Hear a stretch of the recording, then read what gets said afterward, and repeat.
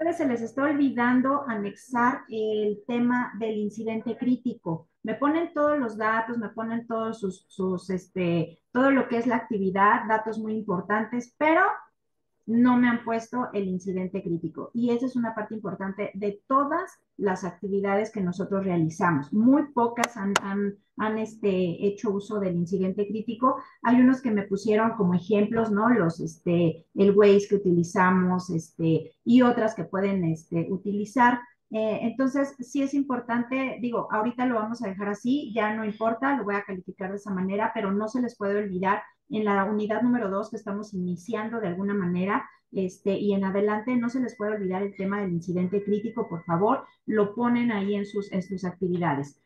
Bueno, pues después de esto, ¿alguien ha tenido dudas acerca de realizar las actividades de la unidad 2, de la unidad 2 de Big Data? ¿O se están esperando ahorita para que veamos todo lo que tienen ustedes que realizar? ¿Sí? Para dar inicio a la sesión. Sí, es que es justo eso. Yo al menos estoy esperando porque sí tengo unas dudas, pero prefiero mejor escucharla y en base a eso probablemente se resuelva mi duda o si tengo todavía la duda, pues pregunto. Ok, Sí, Moni. gracias. Sí, yo también, pues, estoy esperando a la clase justamente. Ok, gracias, Ale, tú ya la mandaste. Ok, bueno, los que leyeron la unidad número 2 se van a dar cuenta que son puros datos, o sea, todo lo que significa el Big Data en cuanto a conceptos. Y esto pues a veces sí nos genera un poco de incertidumbre porque a veces no le entendemos algunos de los datos, pero yo les hice una presentación lo más amable posible. De hecho, no puse mucha información precisamente por eso, porque si ya leyeron ustedes la unidad 2 o ya la vieron, es una cantidad de datos impresionante. Entonces, a veces eso nos genera como, no quiero decir flojera, pero sí decimos, híjole, es demasiado que leer, es demasiado que procesar. Entonces, yo se los hice en una presentación lo más compacto posible. No digo que no vayan a leer ustedes la unidad, ¿eh? O sea, no quiero decir que con eso, ay, ya con la presentación de la maestra. No, no, no, no. Yo se lo puse de una manera más amable, más tranquila, pero ustedes sí tienen que leer, sobre todo que hay unos videos ahí bastante buenos que les va a servir para disipar todas las dudas que puedan llegar a tener en cuanto empiecen a hacer la actividad y empiecen a leer la unidad. Entonces, esos videos que vienen, sí, por favor, es necesario que los vean, ¿sale? El día de ayer yo les mandé bueno, un correo con, creo, me parece, dos podcasts en cuanto a lo que es Big Data. Uno les sirve para la unidad, digamos, uno que ya pasó, sin embargo, pues es importante que la vean. Es un podcast que encontré en Spotify que habla sobre todo, es una chica española que le va preguntando a la gente, ¿conoces el Big Data? Y les van dando datos, ¿no? Dura alrededor de unos 20 minutos más o menos este podcast, pero se me hizo interesante. Y les mandé otro también acerca de esto, se los mandé por correo, ya digo, no a las 11 de la noche, pero ya era medio tardecito, como a las 9 más o menos, les mandé el correo. Entonces, véanlo, no todos tienen Spotify. Si no tienes, no es necesario que digas, ay, la maestra me dijo que me tenía que, ¿cómo se llama? Tenía que comprar la aplicación. No, no, si no la tienes, no hay ningún problema. Y yo me imagino que aquí la gran mayoría tiene Spotify, ¿no? Entonces, bueno, se los dejo ahí, se me hicieron interesantes. No quiero que estos podcasts sean complicados, porque la verdad es que no, estoy buscando podcasts que sean bastante agradables, ¿no? Y que sean sencillos para que nosotros podamos entender todos estos temas de Big Data. Bueno, entonces pues ya empezamos. Muchísimas gracias por estar aquí presentes. Voy a compartir ya mi pantalla en cuanto a la actividad que tenemos. Déjenme, cuando ya se vea mi pantalla, me dicen, porfa.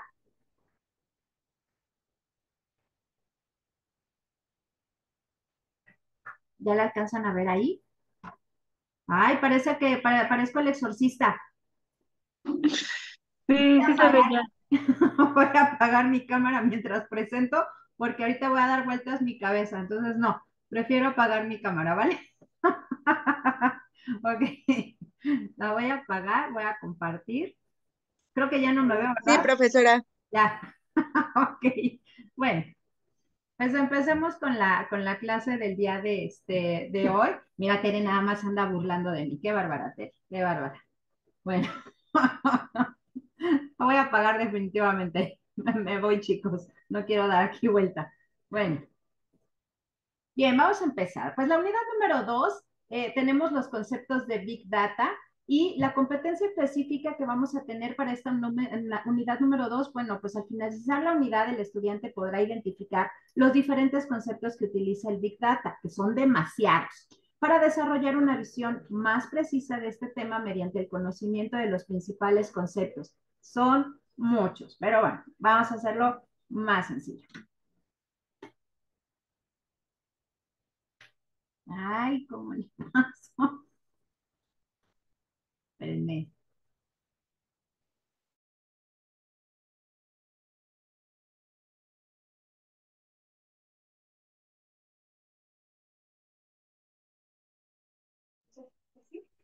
Ok, Creo que se trabó. ya, no, ya. Ok, como se les ha estado olvidando el incidente crítico, aquí lo puse, ¿sale? Y el incidente crítico nos habla de la contaminación ambiental producida por el tráfico y por la falta de oficiales de tránsito. ¿Sí se han dado cuenta que últimamente ya no hay oficiales de tránsito? O sea, ya no hay el que viene, ya que está parado en la esquina del semáforo y el que te está diciendo que avances. ¿Sí se han dado cuenta de eso? Que ya no hay.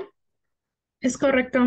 Es correcto. Ya no hay, o sea, nada más está la patrulla y a mí me da mucho coraje cuando nada más veo a la patrulla y a los dos policías ahí durmiendo, ¿no? Es fatal. Entonces, eso se ha convertido en que obviamente el tráfico se acentúa en algunos lugares, sobre todo en las horas pico, ¿no? Ayer estaba escuchando uno de los podcasts y decía, es que a todas horas, ya a todas horas, si nosotros vamos este señor hablaba de hacia Santa Fe, y entonces decía que a las 5 de la mañana, a las 10, a las 11, a las 2 de la tarde, a las 6 de la tarde, a las 10 de la noche, toda la zona de Santa Fe está llena de tráfico. O sea, no hay una hora que digas, ay, puedo salir a esta hora y llegar a mi destino. No, la verdad es de que no.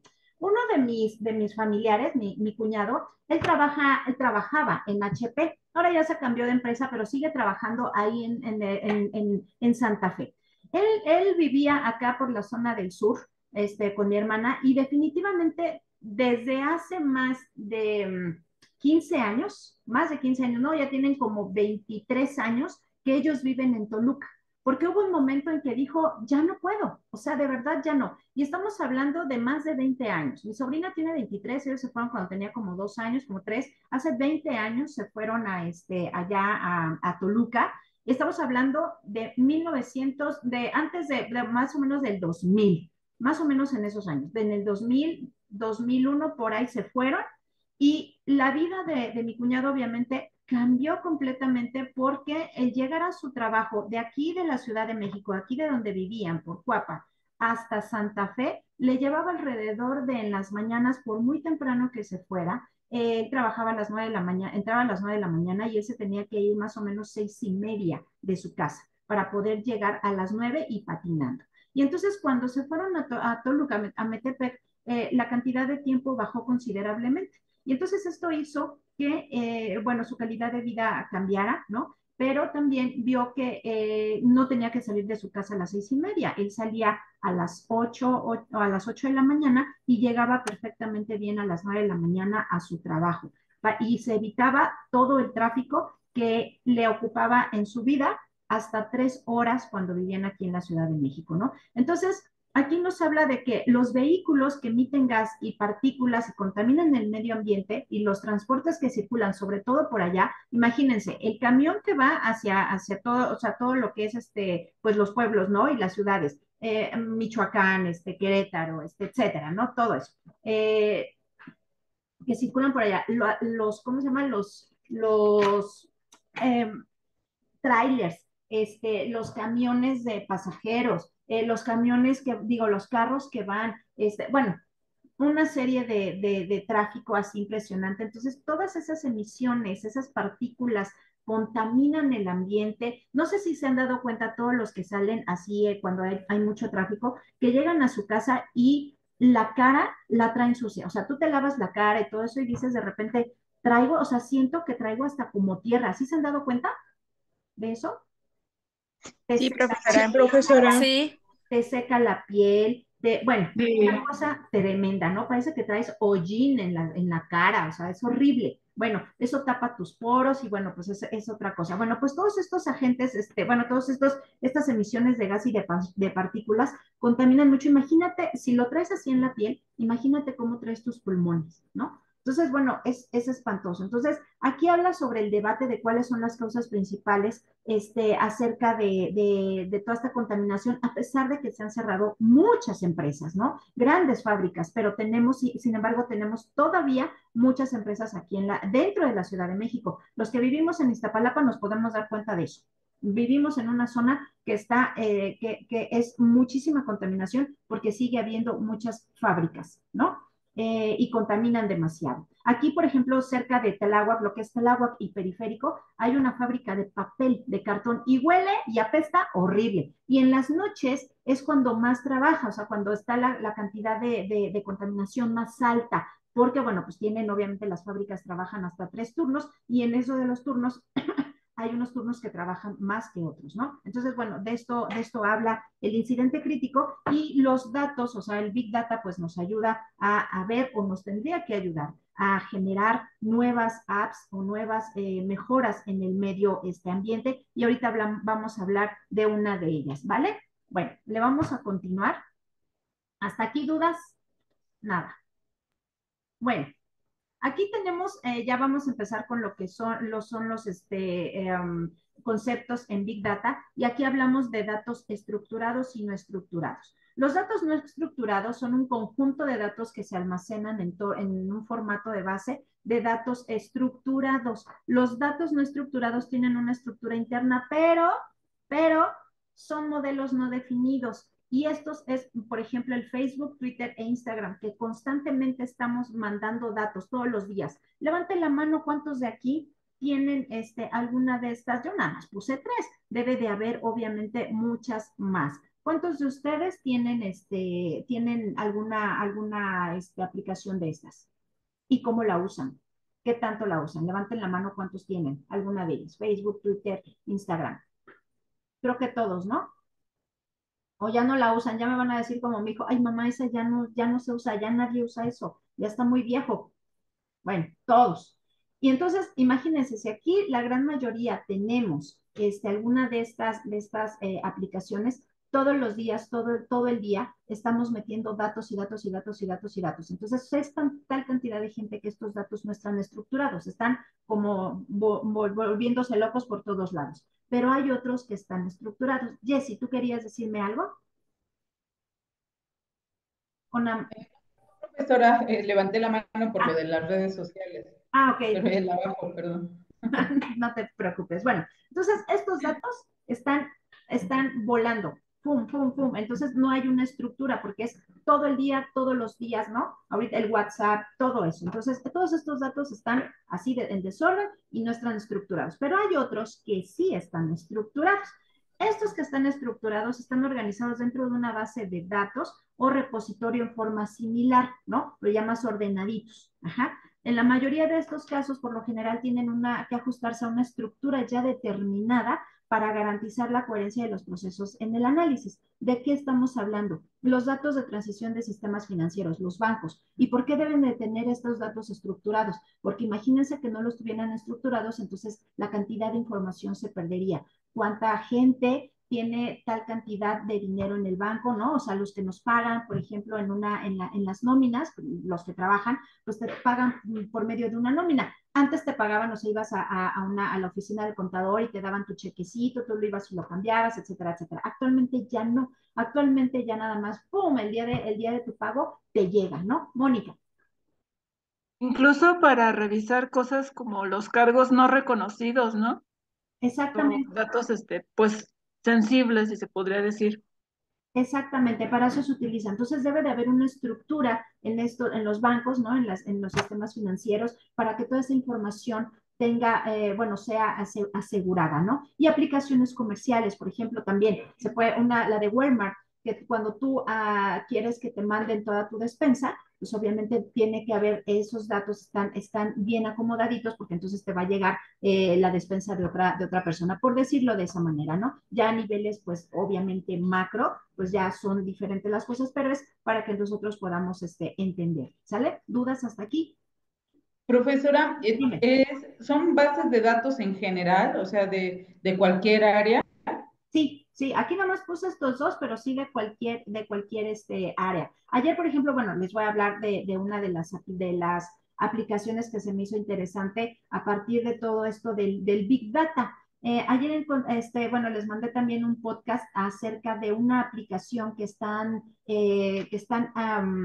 pues apenas iniciando con esta aplicación en Guadalajara acerca de una aplicación sobre todo para empresas que tienen esto que se llama archivo muerto, ¿no? Toda la cantidad de basura que generas en una empresa. Entonces, lo que hace esta empresa o esta app es que tú tienes una app en tu teléfono en donde les dices que tienes una gran cantidad de papel. Ellos revisan qué tipo de basura tienes, ¿no? Y entonces te dicen, en tanto tiempo vamos a llegar. Bueno, entonces te hacen ahí en esta aplicación, está bien ordenado cómo hacen esa parte, o sea, saben quién eres, qué tipo de empresa, cuánta basura tienes, etcétera, etcétera. Y tú como empresa no tienes tiempo para ir a dejarlo, ni siquiera quieres, o sea, hacer eso. Bueno, entonces van a esta empresa, recoge toda tu basura, pero es a través de la aplicación, toda tu basura, ellos se lo llevan y si necesitas un papel nuevo, ellos te llevan papel nuevo a tu empresa, ¿no? Ya se hace, o sea, hay más detalles, pero todo esto se hace precisamente con estos datos estructurados que la misma app te está permitiendo realizar, ¿sale? ¿Sí quedó más clara la duda que tenías? Sí, profesora, es que yo trabajo en una agencia y aquí manejamos varios sistemas, por ejemplo, uno de prospección, que es un sistema que el grupo en el que trabajo es muy grande, tiene más de 34 agencias. Entonces registramos a todos los clientes que entran a todas las áreas y es una base de datos que compartimos, aunque seamos de marcas diferentes, para propaganda de mercadotecnia o incluso solamente para conciliar datos. Entonces, por eso me preguntaba si era en todas las áreas. Entonces, ese Sí, es un tipo de base estructurada. sí, exactamente, eso es estructurado, porque si no tendrían un desorden, ¿no? O sea, no tendrías, Ajá. no tendrías esa parte del orden, o sea, si tú trabajas es una agencia, me imagino que de publicidad, ¿no? Donde llevan varias marcas. No, Ford es una agencia de autos. Es una agencia, imagínate, o sea, cuando van a dar un crédito, ¿no? Entonces, Así es. alguien, Pedro Pérez, va a pedir un crédito, le dan ese crédito, pero toda esa base de datos tiene que estar estructurada, porque son los que tienen a los 36 meses, ¿no? El crédito de 36 Así es. meses, los que están en los de 24 meses, 12 meses, etcétera, etcétera, los morosos, ¿no? O sea, tú metes morosos y te aparecen todos, me imagino, ¿no? Así es. Ajá. Bueno, esos son estructurados, no pueden estar toda la base de datos así en desorden, esos son datos estructurados. Ok, muchas gracias. No, ¿de qué? Va. También los deliveries, ¿no? Deben de tener eso, las empresas de entregas. Sí, porque también, o sea, ¿cómo vas a entregar ¿cómo se llama? Tu pedido a otro que no llega? También son bases estructuradas, ¿no? Estos son más pequeñitos, pero hay otras que son Ah, ok, ok. obviamente más grandes. O sea, tienen como niveles, pero sí hay estructurados y no estructurados. Bueno, me voy a apagar otra vez la camarita para que sigan viendo bien la presentación, ¿vale? Bueno. Tenemos otro de los conceptos que es on-premise, el modelo de software basado en el servidor. Aquí tenemos un servidor enorme. Son de los que yo les decía que antes eran grandísimos, que ocupaban una habitación o más. Estos siguen habiendo, pero ya son más sofisticados, sin embargo, siguen siendo así de grandes, ¿no? ¿Esto qué significa? Significa en español in situ, en instalaciones propias. ¿Se acuerdan que hablábamos de que, por ejemplo, en la NASA existen estos servidores y son muy diferentes a los que puede utilizar, por ejemplo, un banco? Son muy diferentes, pero son propias del sitio. No puede utilizar la misma que tiene la NASA, un banco, por ejemplo, como Banorte. No es lo mismo. Son cosas específicas, son solamente para su uso personal, por decirlo de alguna manera. ¿no? Se refiere a la utilización de servidores y en un entorno informático propio de la empresa. Los mandan a hacer así. Empresas como quien HP hace este tipo de servidores ya a nivel macro y hay otros más, otras empresas que se dedican a esto, como que ya, a ver, le dicen a las empresas, a ver, ¿cómo qué quieres? Ah, pues necesito el A, el B y el C para mi empresa porque lo tengo que tener así ordenado, etcétera, etcétera. Entonces puede ser que en un banco, por ejemplo, hay bancos también chiquitos y hay bancos grandes. Por ejemplo, los bancos del bienestar no van a necesitar un servidor tan grande como el que va a necesitar, por ejemplo, Banorte o que necesita Banamex, porque la cantidad de gente que utilizan, pues obviamente, o que tienen como clientes, pues es menor, ¿no? Hay unos más, unos menos. Y hay unos bancos, por ejemplo, Bancomer, que aquí en la Ciudad de México tiene un solo edificio que está en Polanco, que tiene todos estos servidores. O sea, me refiero a que también Torre Bancomer, que está en Reforma, tiene sus servidores, pero toda la parte de tecnología, toda la parte de, pues sí, tecnológica, la tienen en Polanco y tienen unos servidores enormes, enormes. Yo nunca he entrado porque, bueno, nadie puede entrar ahí más que las personas que trabajan en estos lugares, pero son servidores bastante grandes y muy, muy modernos, ¿no? Ya si vemos los que tenían en los años 70, eran unas cosas que hasta hacían mucho ruido, estaban así, rum, rum, rum, rum, rum, rum, rum, si entrabas a esa área. Ahora ya no, ya nada más tienen que tener, obviamente, están cuartos, sobre todo de cristal, y tienen que tener una temperatura ambiente diseñada para estos servidores, porque obviamente generan mucho calor, ¿sale? Tienen unos cables también ya muy sofisticados que utilizan, son delgados, pero utilizan una tecnología increíble. Y todo el día, todos los días, están manejando esta base de datos, ¿sale? Bueno, seguimos en la siguiente. Tenemos otro concepto, el cloud computing. El mundo del software está constantemente en cambio y en evolución, eso lo sabemos. Nosotros tenemos, aquí se va a abrir tantito mi cámara. Si nosotros tenemos este teléfono, bueno, el mío es chino. Antes, ¿quién se iba a imaginar que los chinos, bueno, los chinos hacen de todo, ¿verdad? Yo mejor ni digo nada, porque esos hasta aguacates ya tienen allá en China. Pero bueno, había empresas especiales para poder hacer todo el software de los teléfonos celulares. Bueno, pues entonces, si nosotros tenemos mi telefonito y lo estoy tratando de sacar de aquí de su lugar, porque el mío es un Xiaomi, creo, o no me acuerdo qué marca es un Redmi, perdón, es un Redmi. Este teléfono tiene ya, ¿qué será? 2 años.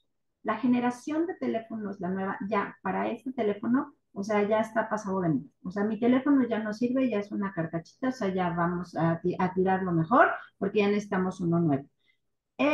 iPhone, ¿alguno de ustedes ha tenido un iPhone? ¿Todos tienen iPhone?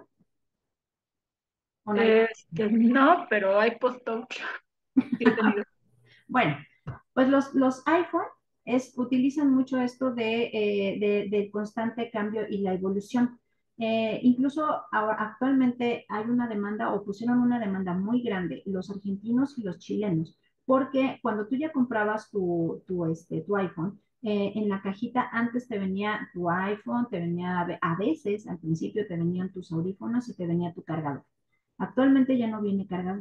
O sea, gracias, te estoy pagando más de 20,000 pesos por un teléfono y no trae el cargador, ¿no? El software es nuevo, ¿no? Ya la generación, ya no sé en cuál van, ya no sé en qué tipo de iPhone, 5, 6, 13, ya no sé en cuál van. Yo me quedé hace muchos años sin iPhone, porque se me hace un teléfono bastante caro. El software lo tienes que ir cambiando cada ratito, ya no te sirve igual. O sea, el último que tuve fue del 2015 y me sirvió hasta el 2020 o más, que cambié a este nuevo que tengo. Pero cada vez se me dificultaba más estar bajando aplicación, o llegó un momento, y por eso lo cambié, en que una de mis primas me mandó como 5 o 10 fotografías, no sé de qué cosa, no me acuerdo, y de repente mi iPhone, pum, murió, bye. ya no tenía la capacidad para soportar toda esa cantidad de datos que me estaba poniendo, a pesar de que yo tenía una, ¿cómo se llama? Tenía muy amplia,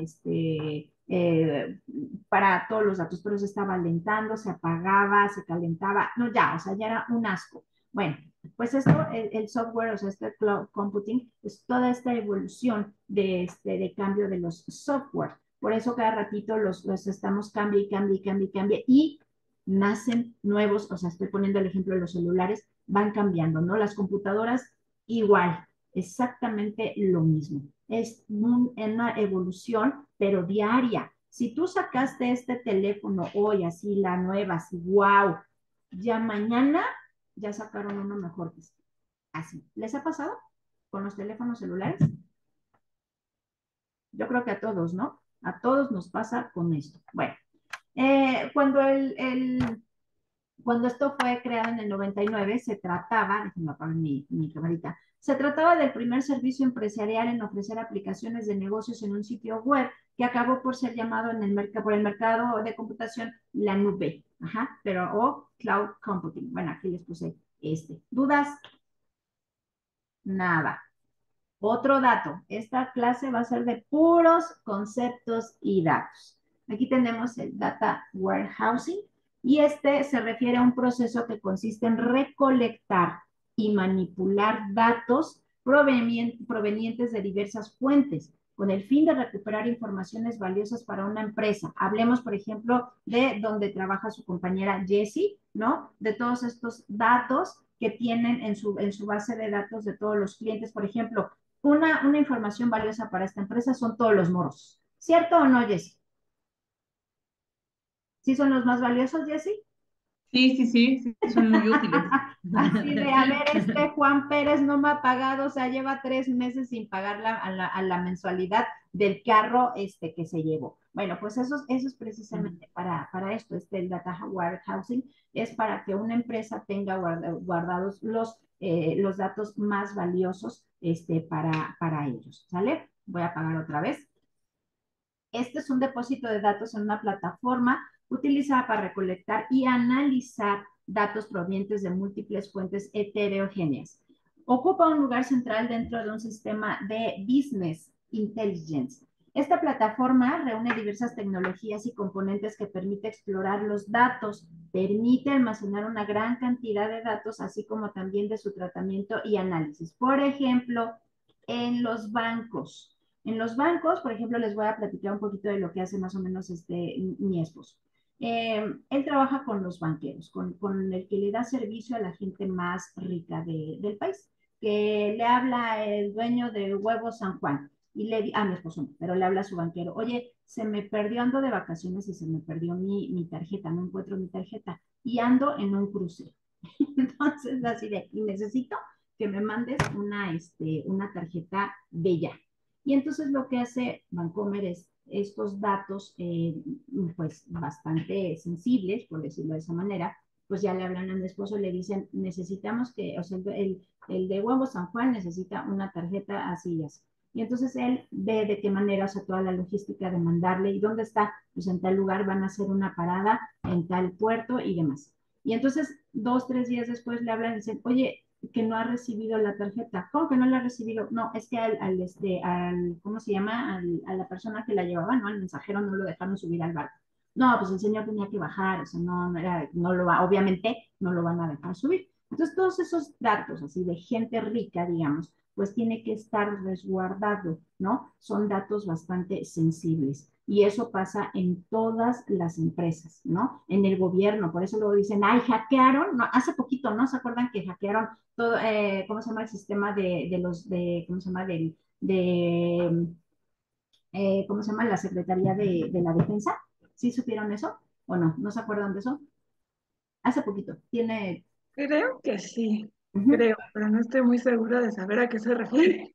Bueno, se hackearon una serie de datos sensibles y entonces tenían ahí datos importantes. Por ejemplo, los militares y la Marina tienen datos importantes acerca de la gente, por ejemplo, los narcos, ¿no? Es un ejemplo. Tienen datos acerca de todo, vamos a suponer que hay una guerra. Y entonces ahí tienen todos los datos necesarios para ir a combatir, ¿no?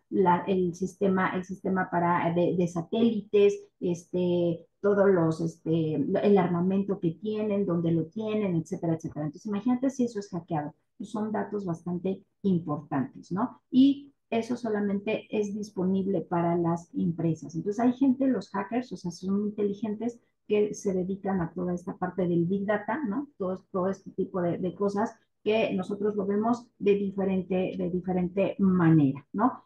Por ejemplo, ahora en la pandemia, vamos a hablar ya a nivel internacional, pues la ONU, ¿cómo salía de todo esto? O sea, de la pandemia, pues todos esos datos llegaban al centro de la OMS y entonces había países en donde la OMS decía es que hay países en crisis, más crisis que otros, ¿no?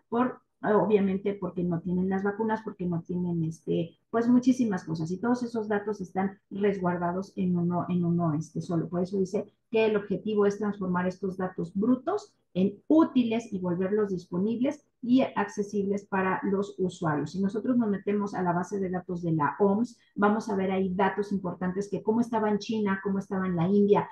Ahorita, por ejemplo, China ya creo que ya está más tranquilo, pero todavía a finales del 22 todavía tenía restricciones bastante grandes. Y entonces, si tú querías ir a China, pues te tenías que meter a esto de la OMS porque tenías que conseguir un permiso, no te dejaban viajar así como libremente, o no había, las agencias de viajes no tenían viajes así de vaya a visitar China, no había, ¿sale? Entonces, todos estos datos es precisamente por eso, ¿sale? El Data Warehouse. Bueno, seguimos con el otro, ya se me va a acabar el tiempo, nunca terminamos. Bueno, del Machine Learning es todo lo que significa la inteligencia artificial. Voy a apagar mi cámara porque no lo ven. Es un aprendizaje automático en un campo científico, particularmente en una subcategoría de inteligencia artificial, los robots. Consiste en dejar que algunos algoritmos descubran patterns, es decir, patrones recurrentes de conjuntos de datos. Sí se han dado cuenta que actualmente en Japón y en otros lados ya hacen robots en todos lados. Bueno, esta parte de la inteligencia artificial necesitan datos particulares para que los robots hagan algo en específico. Sobre todo, por ejemplo, se utiliza en la medicina. Países como Inglaterra, Estados Unidos, Alemania, Francia, también lo hace Japón, hacen pues máquinas, robots o inteligencia artificial, ahora ya es llamado así, más que robots, que se dedican sobre todo a especializarse en alguna parte de la medicina para ayudar a la gente. Tengo un amigo, bueno, dos amigos que son médicos y uno de ellos es especialista en mano, completamente. O sea, él es ortopedista, te puede operar de lo que quieras, pero él es especialista en mano. Hace poquito subió unas fotos muy interesantes, las voy a buscar a ver si se las mando, acerca de esta parte de la inteligencia artificial. Es un aparato enorme en donde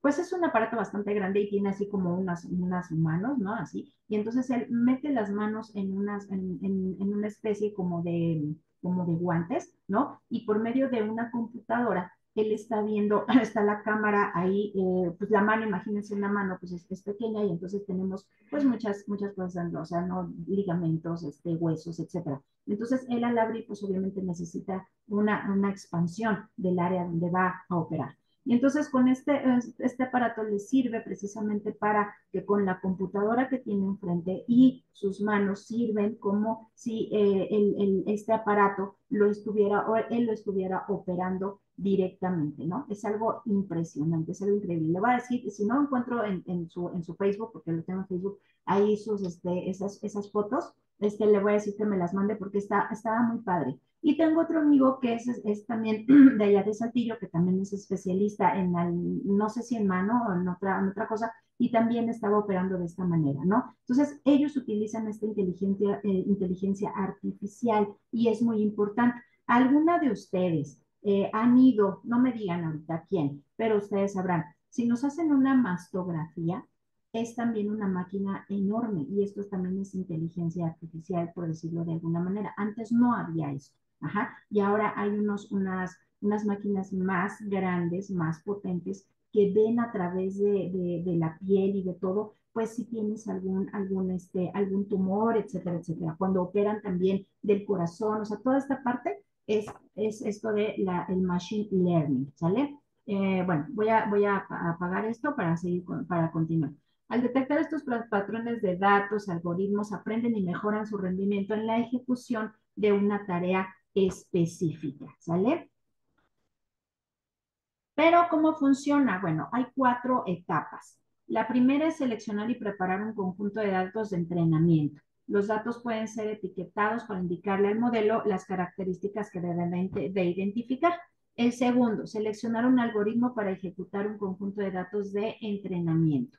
El tercero, entrenar al algoritmo en un proceso de repetición, ¿vale? Y el cuarto, el uso y la mejora del modelo. Utilizamos modelos sobre nuevos datos cuyo origen depende del problema que hay que resolver. Por ejemplo, en los correos electrónicos se usará el modelo Machine Learning diseñado para detectar spam. Estamos hablando aquí, este es un ejemplo muy simple, ¿no? Yo les hice uno un poquito más complicadito, pero para detectar el spam. Cuando vemos spam decimos, ay no, bye. Y desde el teléfono, ya antes no decía, o sea, tú te llamaban por teléfono y decías, ay, quién sabe quién es, no reconozco, y a veces decíamos, no reconozco el número y pues no contesto. ¿Y qué tal si tu mamá había cambiado de teléfono, tu novia había cambiado de teléfono, te quería avisar algo, ¿no? Ahora sale en posible spam y te sale en rojo. ¿Sí han visto eso? Bueno, pues para eso funciona el Machine Learning, ajá, en el caso de los teléfonos celulares, ¿sí? ¿Dudas hasta aquí? Nada, ya me va a quedar un minuto, Virgen Santa, y no terminamos. Bueno, la minería de datos. Este término yo creo que sí lo conocen, lo que es la minería de datos. Y cuando decimos minería de datos, nos imaginamos a un ingeniero, así, ya, a un ingeniero, a una persona que está en la máquina todo el tiempo. A eso se dedican. Cuando nosotros vemos minería de datos, he visto minería de datos, ¿cómo se llama? Del trabajo de mi esposo, y es una cantidad de números que digo, ¿qué es eso? No lo entiendo. O sea, ¿eso qué es? ¿Qué es? Ah, pues de aquí sacamos datos de esto, de esto, de esto. Y entonces tienen unos sistemas bastante sofisticados. Yo aquí ya dándoles aquí cosas que ni tengo que darles. Pero bueno, es que es así. Tienen una base de datos hasta la página es negra, ¿no? Y ellos le dicen la hoja negra, ¿no? Entonces tienen una cantidad de datos enorme que él dice, empiezan a ver los números y dice, aquí está. Y entonces ya le pica, aquí está. Y dije, que ahí está, ¿qué? Ahí está un dato importante, ahí ya tiene información, ahí ya sacan miles de análisis, miles de cosas. Eso es minería de datos. El concepto de minería de datos se refiere al proceso de extraer información, buscar patrones, conjunto de datos que normalmente son muy grandes y son diferentes, son heterogéneos. Está relacionado con diferentes tecnologías como la estadística, es un automático, bases de datos, optimización, etcétera, etcétera. Y hoy en día, déjenme cerrar aquí, ya se me va a acabar el tiempo. Y hoy en día el concepto, ay, no se me, ok, el concepto, espérenme, el concepto de aprendizaje es automático y la base de datos optimización